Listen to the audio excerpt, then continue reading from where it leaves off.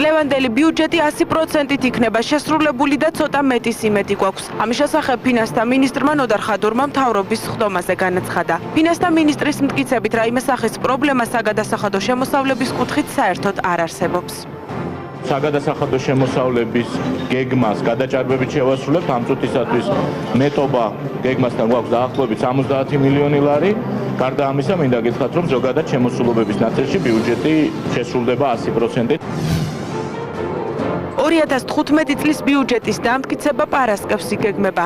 საკანონმდებლო ორგანოს ბიუჯეტის მესამედ კორექტირებულ ვარიანტს ფინანსთა მინისტრი ნოდარ ხადური წარუდგენს. ბიუჯეტი 9 მილიარდ 500-ზე მეტი ლარით განისაზღვრა. მთავარი პრიორიტეტები ჯანდაცვა, განათლება და ინფრასტრუქტურაა. პარლამენტმა 2014 წლის ბიუჯეტის შესრულებაზეც უნდა იმსჯელოს. მართლ გუნდში ფინანსთა მინისტრის პროგნოზი მოჰყავდა, ამბობენ, რომ მიმდინარე წლის ბიუჯეტს პრობლემები არ შეექმნება. ცნობილია, რომ საპარლამენტო უმცირესობა ბიუჯეტს მხარს არ დაუჭერს. ბიუჯეტი ერთი მხრივ არ არის არც განვითარებაზე ორიენტირებული და არც სოციალური საკითხების მოგვარებაზე.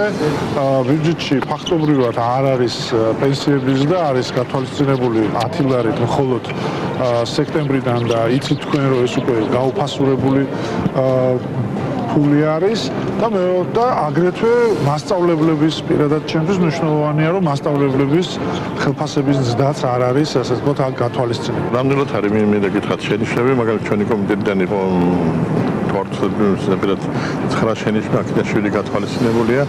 ნამდვილად არის გათვალისწინებული.